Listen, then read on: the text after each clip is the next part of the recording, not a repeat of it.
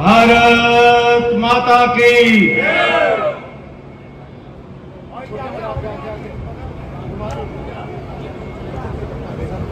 मेरे हरियाणा प्रदेश का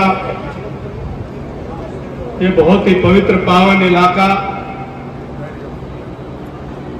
ये ब्रज की पुण्य भूमि और पलवल की जाट धर्मशाला के प्रांगण में आज हमारे बीच में उपस्थित पावन पाल सर्व समाज भाईचारा स्नेह मिलन के उपलक्ष्य में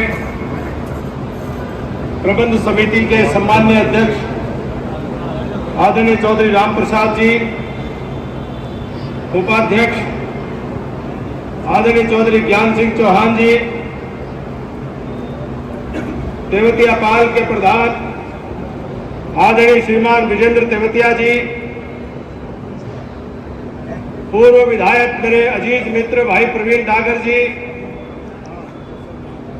डागर पाल, सोरोत पाल, रावत पाल, सहरावत पाल, चौहान पाल, देशवाल पाल और सभी खापों और पालों के प्रधान मेरे मित्र भाई संदीप तेवतिया जी, भाई दीपक डागर जी, आदरणीय चौधरी गिरिराज डागर जी, चौधरी जवाहर सिंह सरोज जी, भाई चरण सिंह तेवतिया जी, अजीत रावत जी,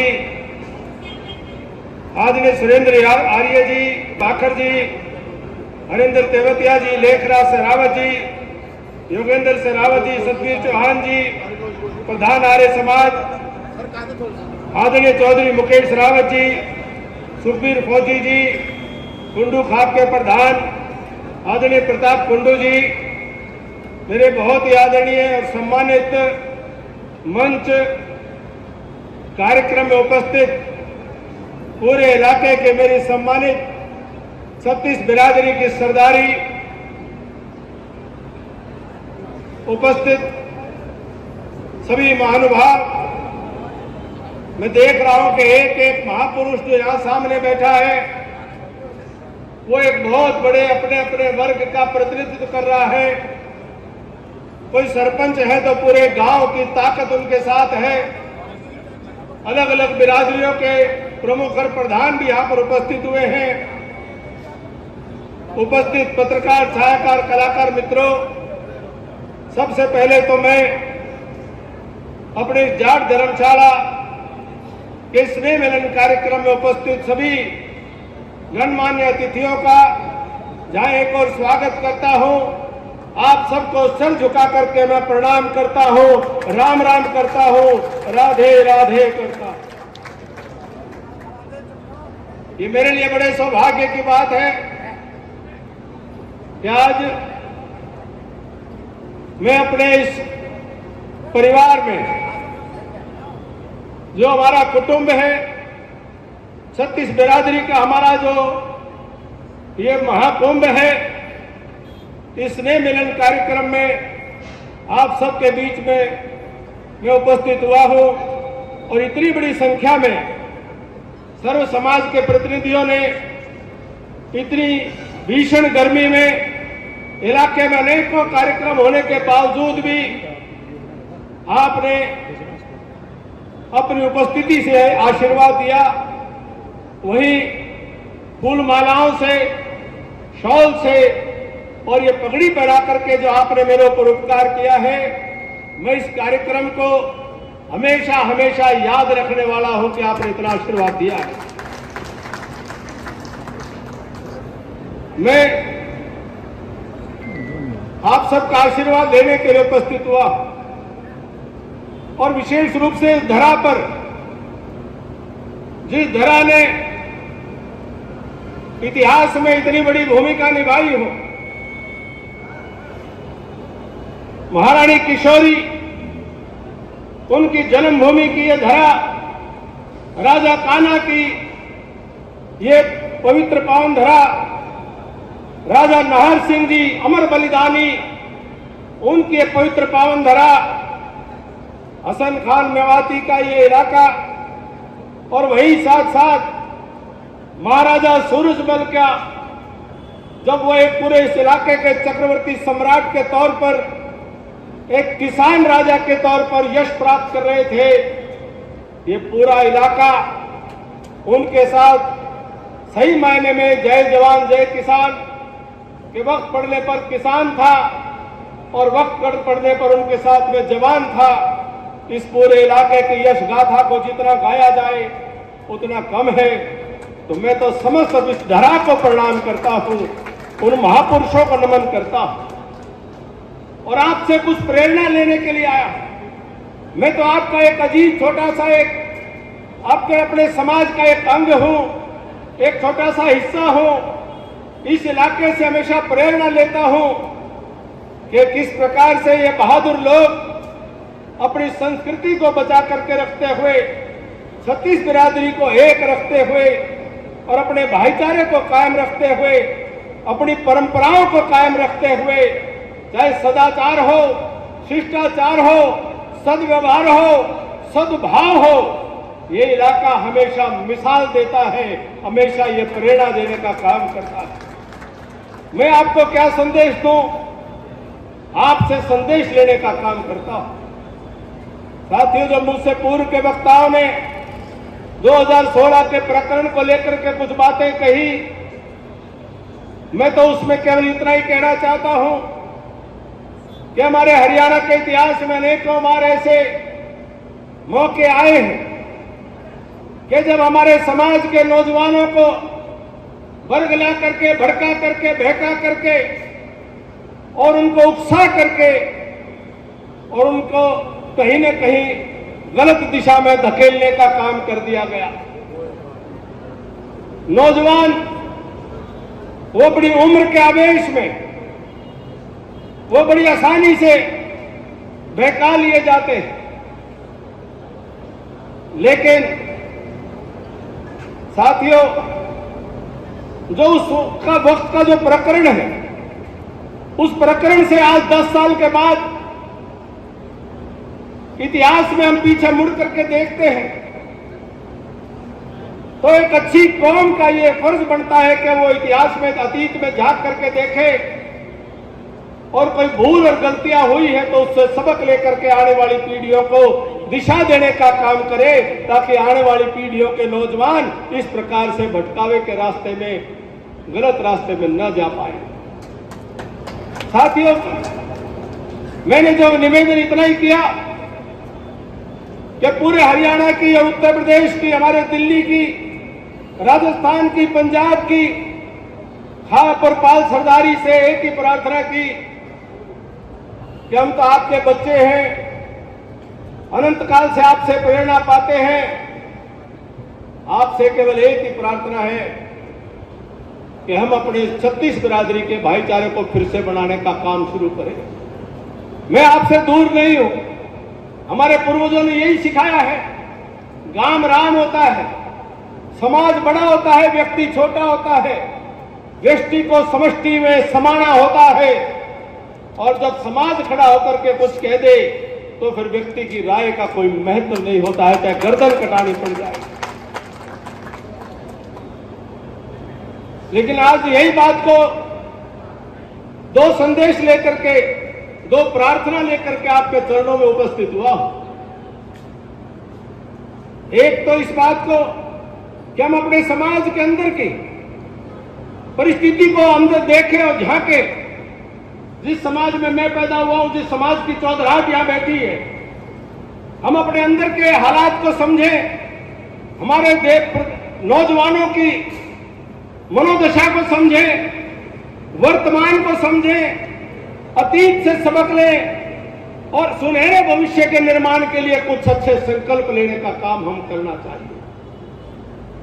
वर्तमान दशा और भविष्य की दिशा क्या हो, अंदरूनी तौर पर हमारा समाज का नौजवान, ये मेरा ब्रज का इलाका तो शायद फिर भी बचा हुआ हो, लेकिन गांव देहात के अंदर, बाकी हरियाणा पंजाब में जब मैं देखता हूं, जहां एक और मेरे हरियाणा प्रदेश का, हमारे समाज का नौजवान, नवयुवती, वो खेल का मैदान, दुनिया का कोई भी खेल का मैदान हो, कोई दुनिया के खेल के मैदान में ऐसा कोई कंपटीशन नहीं होगा जहां पर हमारे समाज का बेटा बेटी अपना तिरंगा ऊंचा करके कोई मेडल लेकर के आने का काम नहीं कर रहा है।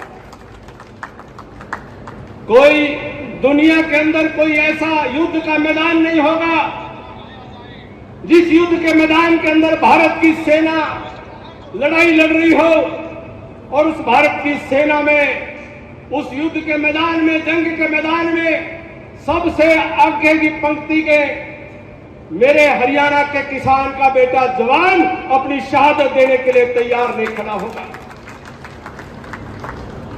जब ये अपना सब कुछ कुर्बान करने के लिए तैयार है, किसान अन्नदाता के तौर पर अपनी खून पसीने की गाढ़ी कमाई को समाज को दे देने का काम करता है और किसान का बेटा अपने प्राणों की आहुति तक करने के लिए, बलिदान करने के लिए तैयार रहता है, तो हमें किसी से कोई प्रेरणा, हमें किसी से और से जो मिल जाए तो ठीक, लेकिन बहुत ऐसे काम हम करते हैं जिसमें औरों के लिए भी प्रेरणा के बहुत अवसर हो सकते हैं।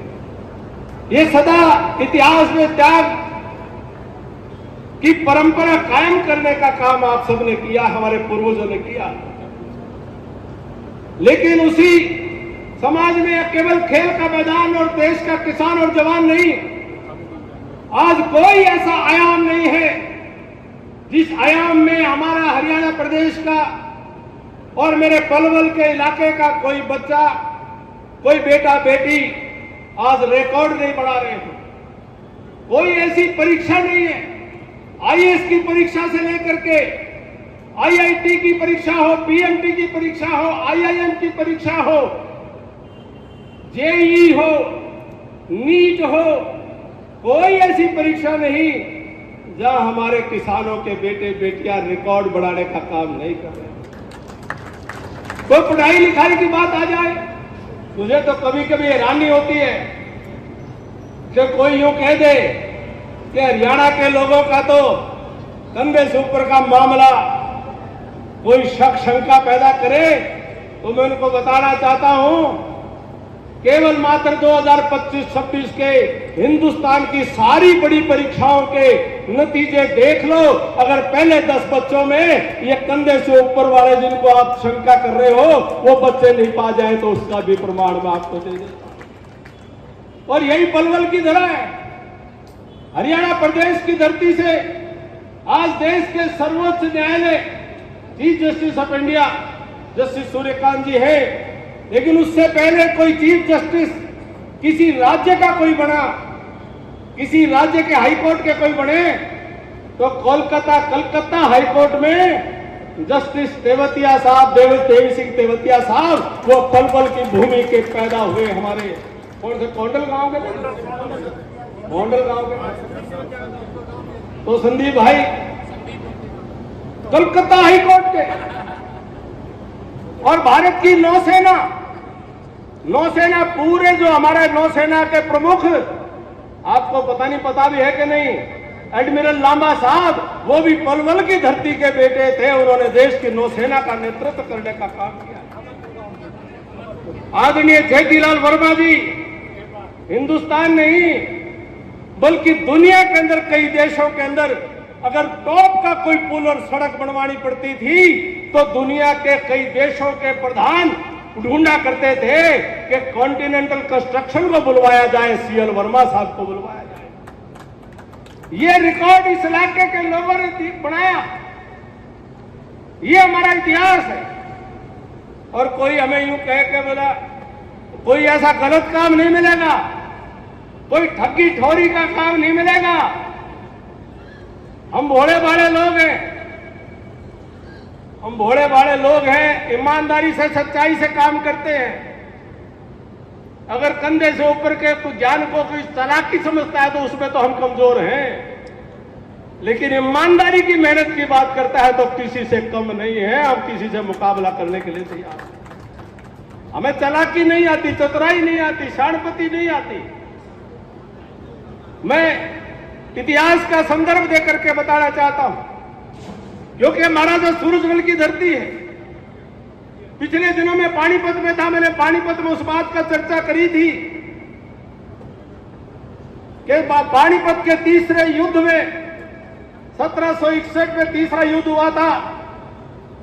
महाराजा सूरजमल को मराठों ने जब अपने साथ लेकर के युद्ध की तैयारी करी थी, 1760 के नवंबर दिसंबर के महीने में चर्चा बातचीत हुई। महाराजा सूरजमल जी ने पेशवा को सुझाव दिया था कि अहमद शाह अब्दाली जब अफगानिस्तान से चल करके लड़ाई लड़ने के लिए आया है, हम इसको रोक लेंगे, इसकी कोई मजाल नहीं कि इसको दिल्ली के नजदीक लगने दें। लेकिन इस इलाके के युद्ध के मैदान को महाराजा सूरजमल ने कहा, मेरी सेना समझती है, मेरे सेनापति समझते हैं, आप युद्ध की रणनीति महाराजा सूरजमल ने कहा हमारे साथ मिलकर के बनाओ। महाराजा सूरजमल जी ने सुझाव दिया, यह घोर सर्दी का महीना है, मराठा सेना पूना से चल करके यहां पर आई है। मराठा सेना इस घोर सर्दी की लड़ाई में उनके पास पर्याप्त कपड़े नहीं होंगे, सर्दी सहन करने के लिए पर्याप्त सुविधाएं नहीं होंगी। ये अफगानिस्तान से आए हुए लड़ाके, ये ठंड के इलाके से आते हैं, इनको फर्क नहीं पड़ेगा, लेकिन हमारे मराठा सेना को बड़ा इसमें फर्क पड़ने वाला है। महाराजा सूरजमल ने दूसरा सुझाव दिया। पहला सुझाव उन्होंने ये दिया था कि सर्दियां थोड़ी सी आगे बढ़ जाएं, सर्दियों का समय हम काटते हैं, उनको छुटपुट गुरिल्ला युद्ध करके उनको जगह जगह रास्ते में रोकते हैं, गुरिल्ला युद्ध कर करके उनकी ताकत को कमजोर करते हैं। फिर उन्होंने दूसरी सलाह दी कि मराठा सेना जो दक्षिण की तरफ से चल करके आई, उसके साथ में बहुत बड़ी संख्या में जिन्होंने लड़ाई में शामिल नहीं होना था ऐसे लोग भी थे, महिलाएं और बच्चे भी थे। महाराजा सूरजमल जी ने प्रस्ताव दिया कि उनको लोहगढ़ के किले में सुरक्षित रखेंगे, युद्ध के मैदान में केवल सैनिक जाएंगे। उस प्रकार से हमारा जो सुविधाएं हैं, उनका खर्चा, उनकी आवश्यकता, उनकी जरूरत कम पड़ेगी। तीसरी बात उन्होंने कही कि अभी ये मेरा जो जवान है, जो हथियार उठाता है, तलवार उठाता है, वो जो अपने हथियार लेकर के चलेगा वो किसान है। मेरे किसान, अभी काम का टाइम है, मेरे किसान की फसल कट जाने दो, बैसाख के महीने में फसल पक जाएगी, उस वक्त मेरी सेना की ताकत कई गुना हो जाएगी, मौसम ठीक हो जाएगा, आपके लड़ाके भी लड़ेंगे, हमारे लड़ाके भी लड़ेंगे, और फिर हम रणनीति के तहत अब्दाली को हम दिल्ली की तरफ बढ़ने नहीं देंगे। महाराजा सूरजमल जी ने सुझाव दिए थे, लेकिन कहीं न कहीं किन्हीं कारणों से उनकी राय पर सहमति पेशवा को नहीं हुई, और 1761 की 14 जनवरी की सुबह जो कत्लेआम पानीपत के मैदान में हुआ, इतिहास लिखता है कि पहले 2-3 घंटे में सुबह 6 बजे से लेकर 9 बजे तक 20 से 30 हजार लोग हमारे शहीद हो चुके थे, और शाम तक 50-60 हजार लोग शहीद हो चुके थे, केवल इतिहास की एक भूल से। और महाराजा सूरजमल जैसे ईमानदार सच्चे देशभक्त उनकी राय मान ली जाती तो देश का इतिहास कुछ और ही लिखता। साथियों, हम भोले भाले हैं, हम अपनी बात को कहते हैं, रखते हैं, पंचायती लोग हैं, फिर जो फैसला होता है उसको सरमाथे करके चलते हैं। महाराजा सूरजमल जी की धोखे से हत्या कर दी गई। महारानी किशोरी के कंधों पर पूरा राजकाज चलाने की जिम्मेदारी आई थी। महारानी किशोरी ने उस राजकाज को ऐसे चलाया कि राजा जवाहर सिंह जी जो उनके बेटे, उनको मजबूती देते हुए पूरा आधा ज्यादा हरियाणा उसके अंदर साथ लेकर के उन्होंने पूरे राजकाज को चलाया। और इतिहास लिखता है कि पुष्कर में महारानी ने जब तीर्थ करने की इच्छा व्यक्त करी तो पुष्कर के रास्ते में कुछ लोगों ने विरोध करने की कोशिश की, लेकिन उसके बावजूद भी महारानी का संकल्प था और वो पुष्कर का तीर्थ करके उस समय के अंदर आई थी। मैं ये बातें इसलिए कह रहा हूं कि हम एक हाथ में हल रखते हैं, तलवार रखते हैं और मुंह के अंदर हम ईमानदारी से भगवान का नाम रखने वाले लोग हैं, अपने समाज की मान सम्मान रखने वाले लोग। तो ऐसे में आवश्यकता है आज फिर से ये सरदारी इस बात के ऊपर विचार करें कि हमारे पूर्वजों का इतिहास, जो गौरवशाली परंपराएं हम अपनी वर्तमान पीढ़ी को फिर से किस प्रकार से दें। हमारी ताकत 36 बिरादरी को एक रखने में थी। हमारी ताकत अपनी खेत में काम करने वाले मजदूर भाई को, अपने सीरी साझी को, नेक नाता में हम अपना काका ताऊ कहने वाले लोग थे। हमने अपने सीरी साझी को कभी छुआछूत से उसके साथ जुल्म नहीं करे, उसका मान सम्मान करते हुए अपने बच्चों से उनको काका ताऊ को नेक दिलवाने का काम हमने सदा किया था। इस 36 बिरादरी के भाईचारे को बनाने की जिम्मेदारी किसी की है तो आप सबकी है, और आज के समय के अनुसार सबको साथ लेकर के किस प्रकार से चला जाए, इस बात की सोच हम सबकी रहनी चाहिए। और यही मैं निवेदन कर रहा हूं आप सबसे कि हमारे गांव-गांव में जो आज ये आयोजन हो रहा है, आज 52 पाल का कहीं आयोजन हो रहा है, कई भंडारे हो रहे हैं और 36 बिरादरी उन भंडारों का अंदर बैठ करके, जमीन पर बैठ करके और उन भंडारों का मिलजुल करके आनंद ले रही है। 52 पाल के हमारे सरदार अरुण जैलदार साहब, आपका बहुत बहुत स्वागत और अभिनंदन।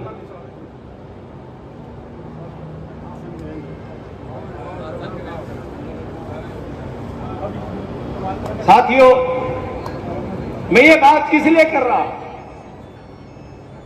मैं इसलिए कर रहा हूं कि मैं आज एक राजनीतिक व्यक्ति के तौर पर नहीं आया, एक राजनीतिक पार्टी के प्रतिनिधि के तौर पर भी नहीं आया।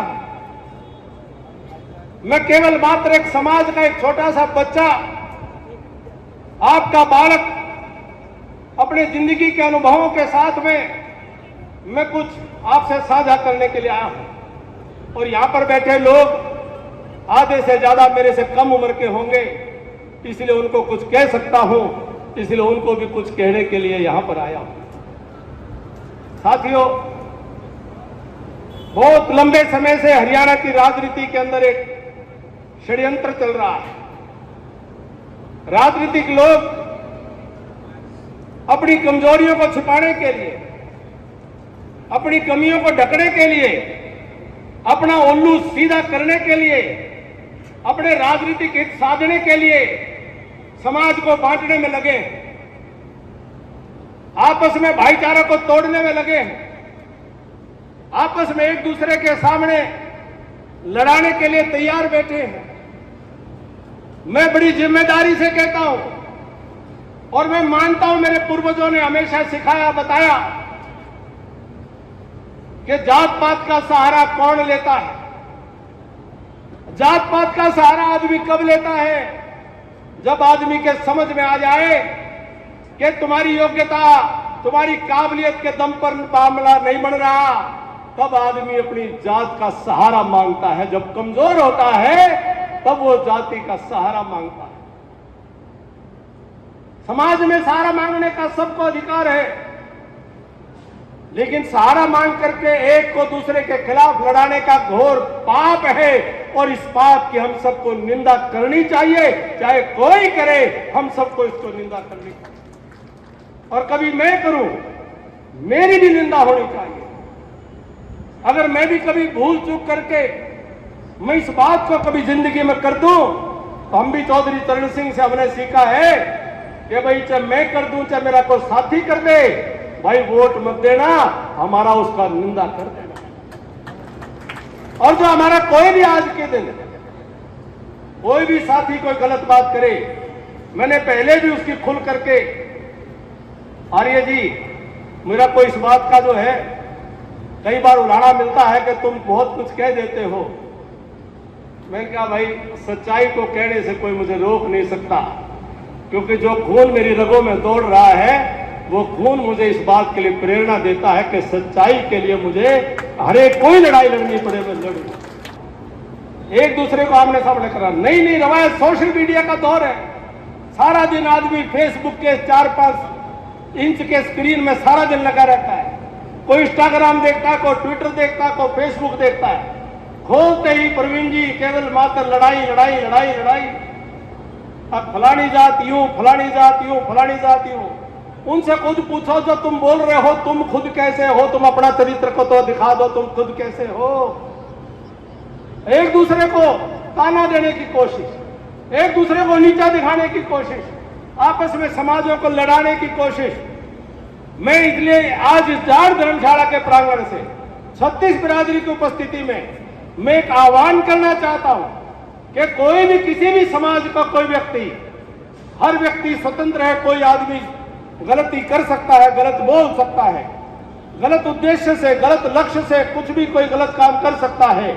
लेकिन समाज की ताकत इस बात में है कि अगर अभिमन्यु के अंदर यह हिम्मत है कि मैंने कहा था कि राजकुमार सैनी जो कर रहे हैं वो भी ठीक नहीं है, और दूसरे जो और नाम मैं किसी का लूं तो और भी किसी का नाम लेना किसी का उचित नहीं।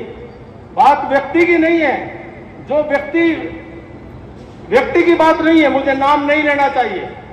लेकिन जो कोई गलत काम है, मैंने कहा कि भाई गलत काम है तो गलत काम है। और मेरे समाज के भी लोगों ने अगर जात पात को, जहां पर जहर को बढ़ाया, उसको भी मैंने विरोध करने का काम किया कि भाई ये भी गलत काम कर रहे हैं।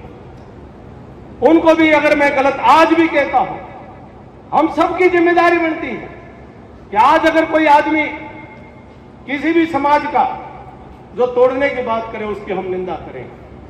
साथियों, मैं एक एक विषय का उल्लेख नहीं करना चाहता, लेकिन सर्व समाज इकट्ठा हो और जाट समाज इस पहल को करे कि 36 बिरादरी के चौधरियों का, उनके प्रधानों का, प्रमुखों का अपने धर्मशालाओं में भंडारा करे, बैठ करके लंगर छके, प्रसाद छके और बैठ करके संकल्प लेके भाई कोई भी किसी प्रकार की गलत बात करेगा तो उसकी सामूहिक निंदा करेंगे, सामूहिक उसके खिलाफ बोलेंगे और तब जाकर समाज का भाईचारा बढ़ाएंगे। मैं कल एक समाचार पढ़ रहा था, मुझे बहुत प्रसन्नता हुई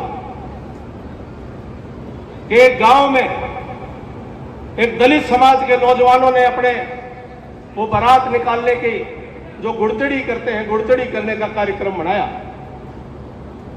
तो कार्यक्रम की रूट इस प्रकार से बना कि वहां पर ठाकुर समाज के बड़े लोगों की हवेली के सामने से रूट बना। गांव में तनाव हो गया। कईयों ने कोशिश की कि भाई ये गुड़तड़ी हमारे घर के आगे से तो जानी चाहिए कि नहीं जानी चाहिए। लोगों ने आपस में उनको समझाने की, बुझाने की कोशिश की। बात नहीं बनी। बात नहीं बनी तो अगले दिन परिणाम क्या हुआ? परिणाम यह हुआ कि दलित समाज के बेटे की गुड़तड़ी वहां से निकलती है और ठाकुर परिवार के तमाम जितने घर थे उन्होंने अपने घरों के आगे वहां पर मिठाई बांट करके उनका स्वागत करने का काम किया। साथ में ऐसे भाईचारा बनता है। ऐसी जब परिस्थिति आ जाती है तो समाज का नेतृत्व खड़ा होकर के और समाधान करता है और उनको हौसला देता है सही काम करने वाले लोगों को। और यही बात बिगड़ सकती थी। कोई नौजवान गलत काम करते तो ये बात बिगड़ भी सकती थी। इसीलिए कुछ बातें मेरी किसी को कड़वी लगे तो मैं माफी चाहूंगा, लेकिन मैं वर्तमान नहीं देख रहा हूं, मैं देश का भविष्य देख रहा हूं, मैं नौजवानों का भविष्य देख रहा हूं। नौजवानों को ठीक दिशा में अगर हमें लगाना है तो नौजवानों को हमें इस किसी भी प्रकार के संघर्ष से, गलत संघर्ष से हमको बचाना है। संघर्ष हमारे संस्कार में, हमने आक्रमणकारियों से सदा संघर्ष किया है। सत्ताओं से संघर्ष भी हमारे संस्कार में है। सत्ताओं से संघर्ष करना, लोकतंत्र को मजबूत करना है, इसमें कभी कोई दिक्कत नहीं है। सत्ताओं से संघर्ष आवश्यकता के अनुसार होना चाहिए। सत्ताओं से संघर्ष आदतन नहीं होना चाहिए कि सत्ताओं से संघर्ष करने की आदत बन जाए तो आदतन संघर्ष करने के लिए तैयार बैठे रहे। ये नहीं होना चाहिए। ये आजाद हिंदुस्तान है, लेकिन सत्ताओं से संघर्ष अगर आवश्यकता पड़े तो जरूर होना चाहिए। मेरा सुझाव जरूर है। हम संघर्ष का मात्रा कम करने के लिए कभी नहीं कहूंगा। हमारे पूर्वजों ने हमें सिखाया ये है कि गलत बात के खिलाफ हम लड़ाई लड़ने के लिए तैयार हैं। आवश्यकता पड़ने पर सत्ताओं से संघर्ष हो और सत्ताएं अपने आजाद देश के लिए जहां ठीक काम कर रही हो वहां सत्ताओं से समन्वय हो। भाई संदीप तेवतिया जी ये सरपंच थे अपने गांव के। इनको मेरा कोई परिचय नहीं था। एक हरियाणा सरकार का कार्यक्रम हुआ, उनमें इनको एक कार्यक्रम के निमित्त इनको इनाम दिया गया। इनको तो इनाम क्या, इनके गांव को दिया गया इनाम। तो गांव का सम्मान किया, वहां मेरा परिचय हुआ और इन्होंने अपना आना जाना, हमारा मिलना जुलना, हमारा भाईचारा खूब बढ़ा। हाँ, लिंगानुपात का मैंने उतना वो आपने किया है तो सबको पता ही है, लेकिन आना जाना बना, आना जाना बना। तो हम आपके आशीर्वाद से सत्ता में हिस्सेदार थे। इन्होंने समन्वय ठीक रखा तो हमसे जो बड़ा हमने भी इनका सहयोग किया। इसलिए मेरी बातों को बड़ा तौल करके याद रखना। सत्ताओं से संघर्ष जरूरी हो जरूर करेंगे, आदतन नहीं करेंगे, आवश्यकता अनुसार करेंगे और सत्ताओं के ठीक काम में समन्वय करेंगे और अपने इलाके के भला करने का काम हम मिलकर के करेंगे और अपने समाज के भला के लिए हम काम करेंगे। ये हमको स्वभाव बदलना है। मैं तो राव साहब आप जानते हैं ऐसे इलाके से आता हूं, हम तो सोचते बाद में है, लट पहले खा लेते हैं। तो गलत कह रहा हूं। तो इसलिए जब मैं ये बात कहने के लिए आया हूं तो वास्तव में यहां मैं जानता हूं मुझे कहने की जरूरत नहीं, यहां से सीखने की जरूरत थी, लेकिन आपके माध्यम से, इस पवित्र भूमि के माध्यम से पूरे हरियाणा प्रदेश को कहना चाहता हूं। मैं बाकी दूसरा पक्ष मेरा जो सुझाव, बाकी समाज के जो सभी मेरे भाईचारा उनसे प्रार्थना है कि आप लोग भी मिलकर के इस छाती के छाती मिलाने के लिए तैयार हो। आप लोग भी कोई गलत बोलता है, कोई गलत टिप्पणी करता है, कोई उकसाने की बात करता है, आप लोग भी उसकी निंदा करने की शुरुआत करो। कैसी हरियाणा के अंदर अगर कोई ये कहता है कि भाई ये आरक्षण आंदोलन में एक जिम्मेदार था और ये 35-1 हो गया, तो मैं पूछना चाहता हूं कि जो भड़काने वाले लोग थे उनको लिए उनके समाज को आगे आकर निंदा करनी चाहिए थी। जो शपथ दिलवा रहे थे वो शपथ की वीडियो हम सब ने देखी कि एक समाज के साथ कोई राब्ता नहीं करेंगे, कि उनके साथ मिलेंगे नहीं, बैठेंगे नहीं, न्योता नहीं देंगे, व्यापार नहीं करेंगे। ये शपथ आपने देखी थी। वो लोगों को भी उनकी निंदा भी मैं करूं तो शोभा नहीं। जिस समाज से वो आते हैं उस समाज के नेताओं को, नेतृत्व को उनकी निंदा भी करनी चाहिए। क्यों ईलन सिंह जी, करनी चाहिए नहीं करनी चाहिए? उनको भी इस प्रकार से आगे आना चाहिए। ताली दोनों हाथों से बजती है। पहल मेरी सरदारी कर रही है और ताली दोनों हाथों से बजे तब मिलकर के समाज का भाईचारा हम सब कायम कर पाएंगे। आज भी देख रहा हूं कोई टिप्पणियां चल रही हैं कि जी कोई आया है, वहां से आया है, ये तो ऐसे है, मैं तो वैसे है। अरे 100 साल होने जा रहे हैं, हमारे गांव भी पता नहीं कहां से आकर के बसे हैं।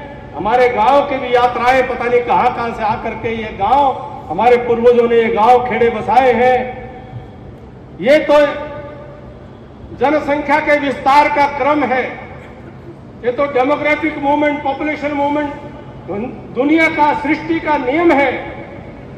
इसलिए किसी के इस बात पर टिप्पणी करना ये ओछी बात है। ये छोटी बात है। और कोई पर उसमें वापस भी टिप्पणी करे कि ये क्या थे, इनको तो खाना पीना भी सिखा दिया, तो उनको बताएंगे कि हम तो धन्ना भगत के वंशज हैं। धन्ना भगत तो जो काकर भी बीज देगा तो भी जो की फसल उसमें काटने का काम करते हैं, तो धन्ना भगत के वंशज। तो हमें इन दोनों बातों का निवेदन करता हुआ, आओ मंत्री जी का स्वागत, आओ मंत्री जी जरा जोरदार ताली बजाकर मंत्री जी का स्वागत कर दें। मंत्री जी आपका स्वागत है। मैं समापन की ओर पे था, आप विराजो में। मंत्री जी कुछ बातें आपके स्वागत में। ये छत्तीस बिरादरी का समागम है और गौरव जी आप यहां पर उपस्थित हुए हैं। मैंने बात तो सारी कह ली, लेकिन कुछ बातें ऐसी थी जो मेरे काम की थी और कुछ बातें ऐसी हैं जो आपके काम की भी थी। मैं उनका सार में केवल एक बात, क्योंकि मंत्री जी ये सरदारी ये मेरे से उम्मीद करेगी कि मैं आपसे सर्व समाज के हित में एक आधी बात को दोहरा दूं, इसलिए समापन कर रहा था। अब इजाजत लेकर के सरदारी से उन बातों को दोहराऊं। मंत्री जी आना संदेश पूरे हरियाणा के अंदर हम लेकर के निकले हैं। छत्तीस बिरादरी की आपस के भाईचारा समरसता का संदेश लेकर के निकले हैं और इसकी पहल जाट समाज के जाट धर्मशाला के प्रांगण में हर जिले के अंदर की जा रही है। और इसके पहल की आधार यह है कि समाज अपने आप को अपनी जिम्मेदारी समझता है कि छत्तीस बिरादरी का ताना बाना हजारों साल से जब समाज ने अपने नेतृत्व में बना करके बचा करके सजा रखा है, तो आज फिर समाज के ऊपर यह जिम्मेदारी आती है कि इस भाईचारे को फिर से बना करके रखा जाए। हमने ये प्रस्ताव आपस के अंदर लिया है कि हमारे इस समाज का कोई व्यक्ति अगर किसी समाज के सर्व समाज के भाईचारे की कोई तोड़ने की बात करेगा, कमजोर करने की बात करेगा, कोई दूसरे समाज के ऊपर अनर्गल गलत और अनावश्यक टिप्पणी करेगा, तो ये समाज उसकी घोर निंदा करता है। बताओ, दोनों हाथ उठा करके बताओ जी, निंदा करता है। कोई भी गलत बात करेगा, गलत काम करेगा। हमने अपनी छाती खोल दी, हमने अपना दिल खोल करके बात कह दी। साथ में आपसे भी यह प्रार्थना है कि हमने छत्तीस बिरादरी के सर्व समाज के यहां पर लोग आए हैं। यहां पर रविदास समाज के लोग भी हैं, बंजारा समाज के लोग भी हैं, पांचाल समाज के लोग भी हैं, अलग अलग संगठनों के प्रतिनिधि, धर्मशालाओं के प्रतिनिधि यहां पर उपस्थित हुए हैं। यहाँ पंजाबी समाज के भी, अग्रवाल समाज के भी, ब्राह्मण समाज के भी यहाँ पर प्रतिनिधि उपस्थित हैं। हमने साथ में ये किसी प्रकार से कोई सर्व समाज के भाईचारे को तोड़ते हुए, एक समाज को दूसरे समाज के खिलाफ करते हुए और एक समाज के दूसरे समाज के प्रति द्वेष भावना से अगर कोई कुछ काम करता है और कोई बोलता है, कहता है, तो उसकी निंदा हमें करने की जरूरत नहीं पड़नी चाहिए। उसकी निंदा उस समाज के, उनके नेतृत्व को करनी चाहिए, उस समाज को पहले करनी चाहिए, तब जाकर के ये समाज एक कर पाएंगे। तो आप, इस समाज ने भरोसा विश्वास आपके अंदर रखा। मैं कोई व्यक्तिगत बात करने नहीं आया हूं। व्यक्तिगत बातें होती तो बहुत कुछ सुनाता और बहुत कुछ कह देता, लेकिन फिर सारा विषय वो दूसरी तरफ चला जाता। मैंने तो अपने ही तथाकथित अपनों से जैलदार साहब बहुत कुछ सुना है और बहुत कुछ मैंने, और यहाँ के भी एक तुर्रम खान है, उनके लिए कुछ कहना नहीं चाहूंगा, अपने भाई हैं, कोई बात नहीं, कोई मैं किसी के प्रति कोई बात नहीं कहना चाहता। लेकिन मैं मंत्री जी आए हैं तो उनसे मैं जरूर ये बात सुनना चाहूंगा मंत्री जी, क्योंकि ये मंत्री जो होता है वो राजा सर्व समाज का प्रतिनिधि होता है। आपसे ये समाज जरूर उम्मीद करेगा, सर्व समाज छत्तीस बिरादरी, क्या आप इनको ये भरोसा विश्वास दें कि आप सरकार में रहते हुए और सरकार के नुमाइंदे के रूप में, हरियाणा के मंत्री के रूप में आप इस सर्व समाज की सभा को, कि किसी भी प्रकार का कोई भी अगर कोई समाज को बांटने का काम करेगा तो गौरव गौतम जी सर्व समाज के साथ खड़े होकर के हमारा साथ देने का काम करेंगे और उसका विरोध और निंदा करने का काम करेंगे। मैं आप सभी को इतनी बड़ी संख्या में आप सब आए, ये मान सम्मान की पगड़ी अपने हमारे सर पर रखी। मैं हृदय की गहराइयों से बहुत सारी स्मृतियां अपने हृदय के अंदर आज समेट करके लेकर के जा रहा हूं। आपका एहसान, आपका कर्ज, आपका प्यार का कर्ज अपने सर के ऊपर लेकर के जा रहा हूं और ता जिंदगी इस जाट धर्मशाला पलवल में मेरी बात को याद रखें कि आपकी पगड़ी की आन बान शान को कभी नीचे नहीं होने दूंगा और कोई ऐसा काम नहीं करूंगा कि आपको शर्मिंदा होना पड़े कि हमने गलत आदमी के सर के ऊपर अपनी पगड़ी रख दी थी। यही कहते हुए आपके चरणों में मैं प्रणाम और नमन और निवेदन करता हुआ, सब भाइयों ने मिलकर के जो मेहनत की है, मैं सब साथियों ने जो इतने दिनों पुरुषार्थ किया है, मैं आप सबका बहुत बहुत धन्यवाद करता हूं। सबको राम राम, राधे राधे, राम राम। प्रतिनिधियों से अपनी जाट धर्मशाला जाट विकास समिति के जो पदाधिकारीगण हैं और जो हमारे पालों खापों के प्रधान हैं और सब समाज जो भी आए हुए हैं सरदारान, उनसे अनुरोध करूंगा कि वो हमारे मंत्री जी और बावन पाल के अध्यक्ष अरुण जेदार जी का पगड़ी बांध करके सम्मान करें।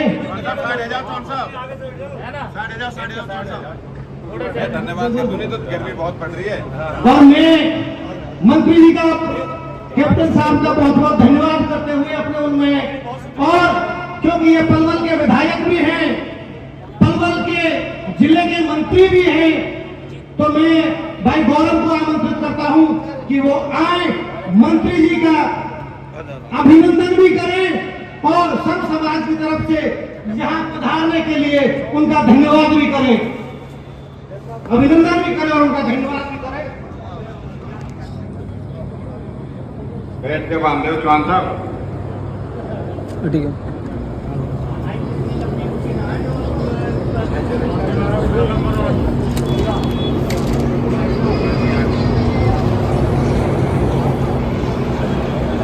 समर्पण है, ये आपके नेतृत्व में आज यहाँ पर 36 बिरादरी के लोग एकत्रित हुए हैं। हम आपको भरोसा देते हैं, जिस सौहार्दपूर्ण वातावरण को और जिस हरियाणा को भाईचारे के मिलन संदेश को लेकर आप हरियाणा के कोने कोने में जा रहे हो, इस पवित्र भूमि पलवल से, इस जाट धर्मशाला से आपको ये भरोसा देते हैं कि हम उस व्यवहार को, उस सौहार्दपूर्ण वातावरण को जिसमें आप रीढ़ लेकर चल रहे हो, उसमें अग्रिम भूमिका ये पलवल के हमारे सामने बैठे हुए पंच निभाएंगे। ये वो सनातनी लोग हैं, वो ये हिंदुत्व को समर्थन करने वाले लोग हैं, जिन्होंने जब जब देश को जरूरत पड़ी अपनी सेना के जवान से लेके किसान तक हर वो कौम को इन्होंने मदद करने का काम किया है। मैं कैप्टन साहब यहाँ का प्रतिनिधि होने के नाते आप सबका दिल की गहराइयों से हार्दिक अभिनंदन स्वागत करता हूं। आप इसी प्रकार से स्नेह मिलन समारोह के माध्यम से या हमें किसी न किसी रूप में आशीर्वाद देते रहें। आपके प्रखर ओजस्वी भाषण से, आपके व्यवहार से, आपके विजन से, आपकी नई चेतना से ये इलाके के लोग अपनी नई भावना के साथ, नए मजबूत व्यक्तित्व के साथ ये निकल कर जाएंगे। और ये सिर्फ स्नेह मिलन समारोह सिर्फ एक कार्यक्रम नहीं रहेगा।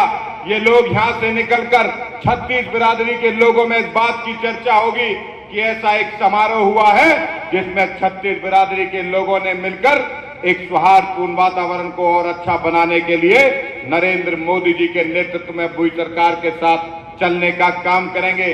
और हमें तो इस बात का गर्व है कि हम उस पार्टी से संबंध रखते हैं। माननीय कैप्टन साहब, आप भी उसी पार्टी से संबंध रखते हैं जो युगों युगों तक काम नहीं हुए, चाहे वो भगवान श्री राम का मंदिर हो, चाहे धारा 370 हो। ये वो लोग हैं, ये वो धरती है जहां पर ऐसे ऐसे लोग जो मुगलों से भी संघर्ष करते रहे, वो भी यहां पर पैदा हुए। मैं आज उन सब की ओर से आपका हार्दिक अभिनंदन स्वागत करता हूं। आप सब ने मुझे जो पगड़ी पहनाई है, मैं पहले भी यहां पर कार्यक्रम में आया था। कैप्टन साहब, मैं भी यहां घोषणा पहले ही कर गया था, आपसे पहले ही। और भी अगर आप कोई आदेश दोगे तो आपकी बात सर माथे पर रहेगी, चिंता ना करना। जो कैप्टन साहब का आशीर्वाद रहेगा उसे हम पूरा करने का काम करेंगे। ये हमारे बड़े भाई हैं, हमें व्यक्तिगत रूप से भी, एक छोटे भाई के नाते भी हमें प्यार करते हैं। मैं इनका व्यक्तिगत रूप से भी, मन से भी बहुत सम्मान करता हूं। और जिस प्रकार का इन्होंने कार्यक्रम लगातार हम सोशल मीडिया के माध्यम से पूरे हरियाणा प्रदेश में जा जाकर 36 बिरादरी के लोगों को इकट्ठा करके स्नेह मिलन समारोह के माध्यम से एक अच्छा वातावरण हरियाणा प्रदेश में खड़ा करने का काम कर रहे हैं, मैं इनका बहुत बहुत स्वागत और अभिनंदन करता हूं। ये बिरादरी, ये 36 बिरादरी के लोग, ये सामने बैठे हुए पंच आपके लिए पलक पावड़े बिछाकर बहुत दिन से आपका इंतजार कर रहे थे, बहुत दिन से इस कार्यक्रम की तैयारी में लगे हुए थे। मैं सफल कार्यक्रम की हमारे जो आयोजक साथी थे, मैं उनको भी बधाई देता हूं कि आपने सभी को एक प्लेटफॉर्म पर लाकर एक अच्छा संदेश देने का काम किया है। आपका बहुत बहुत धन्यवाद, बहुत बहुत आभार। भारत माता की, भारत माता की बहुत बहुत धन्यवाद।